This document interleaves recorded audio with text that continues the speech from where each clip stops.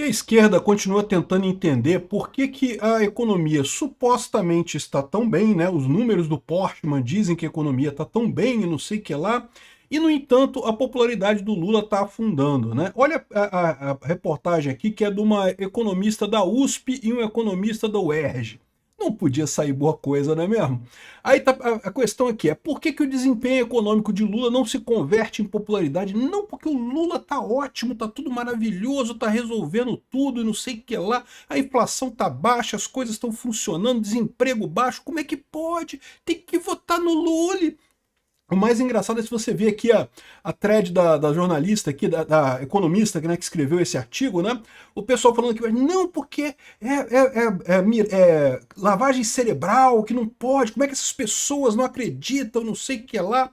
E é impressionante, cara. É impressionante realmente como é que esse pessoal tá cego com essa situação de achar que os números do Portman fazem alguma diferença depois, né? E o problema aqui é muito simples, eu já expliquei para vocês.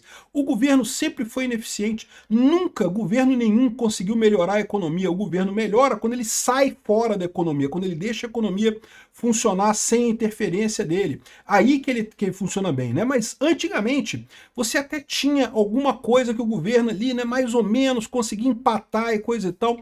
Hoje em dia não, meu amigo. Hoje em dia o governo só atrapalha a economia. Não importa o que o Lula faça no governo, ele sempre piora a situação. E aí, achar que os números do Portman são verdadeiros é só sacanagem, né? Só pode, né?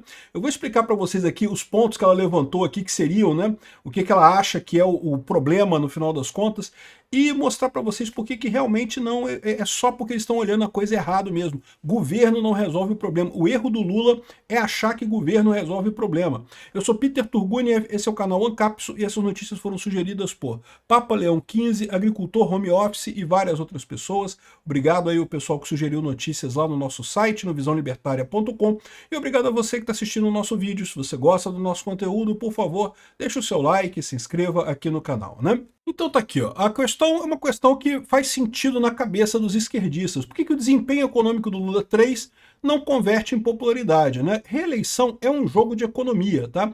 Mas não é só economia é o mais importante. Bolsonaro, a economia estava bem no final de 2022. Por que que ele não se elegeu? Porque houve uma campanha muito forte contra ele por conta da pandemia, né? A pandemia realmente conseguiu machucar a popularidade do Bolsonaro. Uma campanha lá do TSE de dedão na balança e coisa e tal, e mesmo assim ele perdeu por pouco, tá? Por muito pouco o Bolsonaro não ganhou em 2022, né? Enfim, aí eles estão perguntando agora como é que o Lula pode agora estar numa situação tão ruim, sendo que, em tese, a economia está boa, né? Seria, de novo, uma versão dessa expectativa. Que é por que o desempenho econômico de Lula não se converte em popularidade? O governo tem resultados sólidos.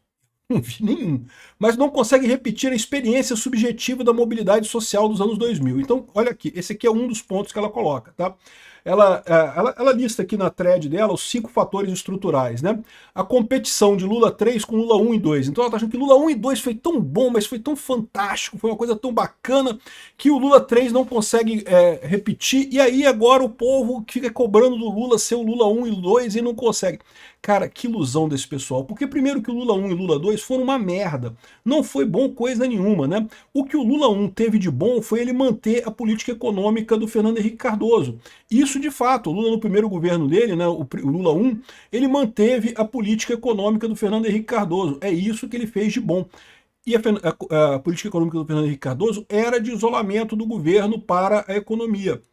No Lula 2, foi quando o Lula tentou fazer lá o voo de galinha, né? Incentivar o crédito, não sei o que lá e coisa e tal. Ou seja, o Lula, ele foi bom justamente quando ele não tentou melhorar a economia, ele tentou seguir o modelo econômico do Fernando Henrique Cardoso. E agora estão dizendo que, não, que o pessoal sente falta daquilo. De certa forma sim, tá? Sente falta do fato de que o Lula 3 é o Lula 2, ou a Dilma 1 e a Dilma 2 também, que a Dilma também fez a mesma coisa, de tentar consertar a economia com o governo. Governo só atrapalha, não ajuda em nada, né? Aqui, ó, o nível de renda ainda baixo após a década perdida. A culpa é do Bolsonaro, da Dilma e do Temer, a década perdida, não sei o que lá. Vocês sabem que existe uma década perdida que o pessoal convenciona, que é a década de 80, né? De fato, naquela época a gente teve inflações enormes e coisa e tal, e o Brasil realmente não avançou nada. Mas o problema é que a década perdida continua agora, tá? Aqui, ó. O Estadão faz esse editorial aqui falando sobre o Brasil escolher o atraso, né? Exatamente o fato de que o governo insiste no modelo do governo fazer as coisas, melhorar a vida das pessoas. O governo não melhora nada, o governo só atrapalha. Enquanto o Lula insiste nessa história, aliás, a primeira década perdida, a década de 1980, foi exatamente porque os milicos usavam a exata mesma política econômica do Lula, né? Eu falo isso para vocês, os milicos eram de esquerda, não é possível. Usavam economicamente a mesma coisa que o Lula e a Dilma fazem hoje em dia, que é a ideia de crescer a economia com o governo, né? Isso não resolve nada, né? Então, o pessoal mostra aqui que realmente é essa falha. O outro ponto que ela levanta aqui, ó, o nível de preços e acessibilidade. Aí vem a coisa curiosa, né? Porque a inflação, realmente, você coloca que a inflação estaria positiva, né? Uma inflação relativamente controlada, melhor do que a do Bolsonaro, e não sei o que lá. O Bolsonaro teve a pandemia, né? A verdade é que isso atrapalhou o governo Bolsonaro, sem dúvida alguma. Mas o Lula, sem pandemia nenhuma, continuou gastando dinheiro como se não houvesse amanhã, e a inflação tá comendo solta, né? Aí você fala aqui, ó, a gente falou sobre esse vídeo, eu falei sobre isso ontem, né? Sobre essa questão da diferença entre ricos e pobres e como que o governo jamais consegue distribuir recursos. Ele não consegue. O processo de imposto é um acúmulo tão brutal de riqueza, é uma concentração tão brutal de riqueza que não há nada que o governo possa fazer para diminuir esse acúmulo de riqueza. O governo sempre acaba acumulando riqueza, concentrando renda ao invés de distribuir, né? Por mais que tente fazer Bolsa Família, luz para todos, eu não sei o que lá, eu falei sobre isso.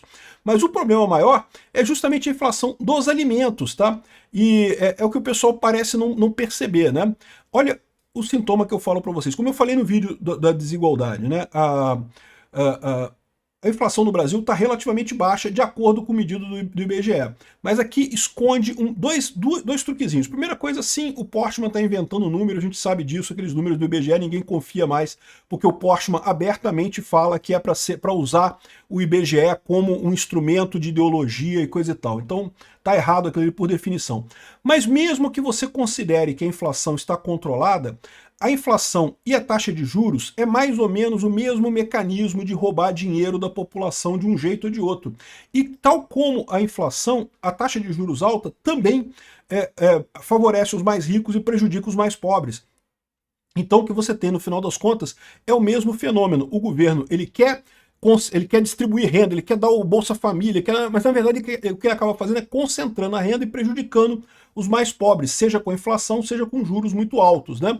E particularmente nesse fato acontece o seguinte, os juros no Brasil estão altíssimos, isso segura a inflação. Mas para pensar, por que os juros altos segura a inflação? Porque as pessoas preferem poupar, preferem investir, né, em títulos do Tesouro e coisa e tal, ao invés de comprar. Se as pessoas comprassem coisas, né, essas coisas aumentariam de preço, teria mais demanda, mais gente querendo comprar alguma coisa, e com isso o preço daquela coisa subiria. Se você prefere economizar, comprar título do governo, você não está gastando. Então é assim que você mantém a inflação controlada com a taxa de juros. Mas para pensar. Isso se aplica a quem tem dinheiro, né? Porque o pobre, ele não tem escolha, ele tem que comprar comida. Ele não vai falar, ai, não vou comprar almoço hoje não, vou aplicar no Tesouro Direto esse dinheiro, porque né, tá rendendo 15% ao mês, vou deixar de almoçar esse mês. Não pode, você morre. O pobre vai gastar o dinheiro, ele vai comprar as coisas. Então você acaba tendo um fenômeno, quando você controla a inflação pela taxa de juros, de que o preço dos alimentos meio que não tem como mudar, entendeu? Assim, é verdade, você pode economizar, você pode não comprar mais, sei lá, escargot e comprar um bolinho, né? Comprar uma coisa mais baratinha. Mas não tem muita elasticidade nisso daí, né? Então, o que você acaba tendo nesse caso é que a taxa de juros ela consegue controlar a inflação nas outras coisas, mas no alimento não tem muito como controlar. E o efeito, o que as pessoas percebem da inflação é justamente a inflação de alimentos.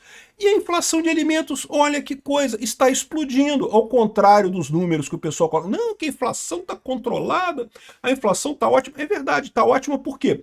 Porque, por exemplo, ninguém está comprando carro. Se você tem dinheiro para comprar um carro novo, você prefere botar esse dinheiro para render lá no Tesouro Direto. Não vai comprar casa nova, não vai comprar... Mas quem tem essa escolha é o pessoal que tem dinheiro, não é o pobre, não é com alimento. O alimento você vai acabar comprando do mesmo jeito. Então, ou seja, acaba gerando essa mudança, né? O fato de que os pobres estão vendo a economia piorar, e estão vendo, tá aqui, ó. A pesquisa da Quaest mostra aqui, ó, que a visão das pessoas é que a economia piorou. Né? Aí fala, como que pode? A dúvida, como é que pode? Porque a inflação tá baixinha, o Lula ama os pobres. Amor não é suficiente, meu amigo. Tem que ter ideia também, tem que ter alguma coisa para melhorar realmente a vida do pobre. E a melhor coisa que o Lula poderia fazer é tirar o Estado dessa brincadeira. Pá, Estado não ajuda em nada, né? Enquanto isso, o pobre começa a ver que piorou. Por que está dizendo que piorou aqui? Porque o pobre está cagando da inflação de iates, de carros, de casas, de não sei o que lá, de empresa, de coisas caras. Ele está olhando para a inflação de alimento. E a inflação de alimento piorou, realmente piorou. Está enorme a inflação de alimento. Não só isso, como tende a piorar mais ainda daqui para frente. O cenário de tempestade perfeita para a inflação de alimentos. Preocupa com o risco por conta do quê? Por conta do petróleo lá, que está subindo por conta do imposto do Lula, por conta de um monte de lambança que o Lula tem feito, os alimentos tendem a continuar subindo. Lembra, a inflação de alimentos acaba tendo muito pouco efeito da questão da taxa de juros, né? Então a taxa de juros ela acaba equilibrando a inflação geral, mas os alimentos não. E o pobre olha para os alimentos e aí vê essa coisa, você vê esse problema que o pobre tem, né? Aí fala aqui, nível de preço e acessibilidade, exatamente, essa coisa, né? Aqui, ó, novas aspirações de consumo na era das redes sociais. Isso aqui é besteira.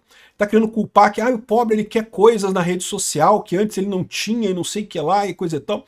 Mais uma vez a esquerda culpando as redes sociais por uma coisa que não tem nada a ver uma coisa com a outra, né? Sempre houve, o pobre sempre quis alguma coisa a mais do que ele tem, até pelas novelas da Globo, pela televisão, pelas coisas. Então isso é normal, as pessoas quererem coisa, né? Então isso não quer dizer nada. Aqui, ó, a falta de bons empregos para formandos. Outra coisa que o pessoal fala, não, porque a taxa de desemprego tá tão maravilhosa, a taxa de desemprego tá ótima, o nosso não sei o que lá vai ser lindo e não sei o que lá, mas aí você vê isso daqui, ó, olha só como é que tá a taxa de desemprego. Empregos entre 1 e 1 salário mínimo e meio realmente cresceram nesse período aqui, ó. Cresceu um monte de emprego entre 1 e 1 salário mínimo e meio, enquanto todas as outras faixas salariais diminuíram. Ou seja, o Lula criou emprego, mas só emprego que paga pouco. Paga pouco e aqui ainda é CLT, né? Ou seja, paga pouco e tem um monte de desconto na folha e coisa e tal. No final das contas, bons empregos não estão sendo criados, estão sendo criados só emprego de bosta no Brasil. Isso se você considerar que esses números são verdadeiros, tá? Não são no final das contas, né?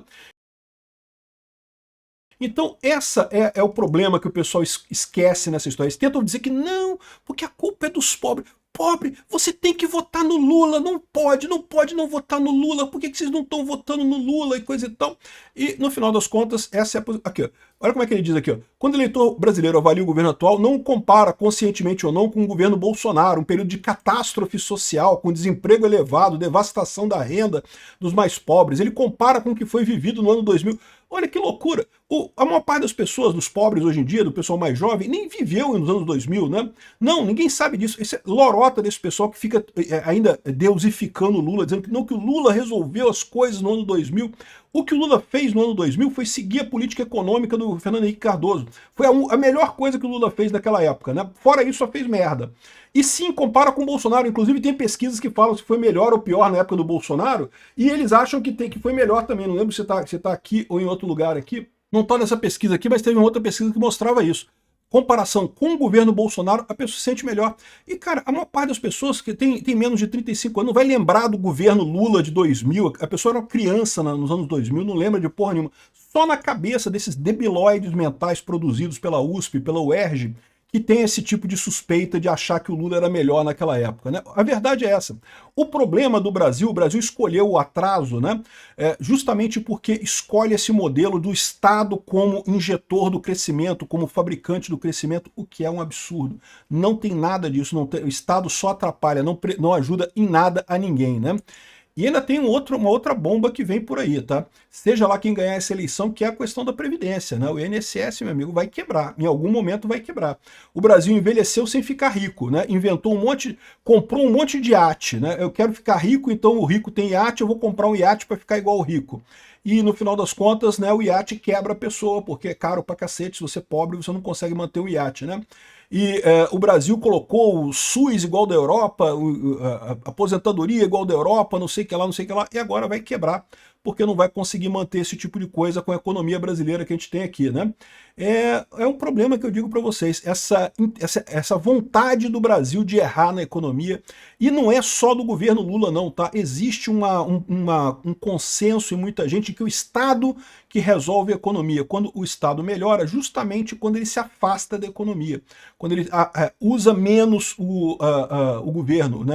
Interfere menos na economia, é o melhor que o Estado pode fazer. Mas cabe uma crítica a essa posição. Peter, se a economia está tão ruim, por que os investidores estrangeiros avaliam que o Brasil vive um momento de ouro na economia, que estão trazendo dinheiro para cá? Ora, meu amigo, é óbvio, porque eles estão vendo que o Lula vai perder a eleição e vai entrar o Flávio Bolsonaro com um governo mais liberal a partir do ano que vem. O momento de investir é agora, você aproveitar que o preço está baixo, porque ninguém leva o governo Lula a sério, os preços das empresas brasileiras estão baixos, o cara está querendo comprar agora para quando o Flávio ganhar a eleição, ele se dá bem ano que vem. É por isso. Obrigado por assistir nosso vídeo até o final. Tem alguns links para você nos ajudar aí na tela e também na descrição desse vídeo. Contribua com o nosso projeto.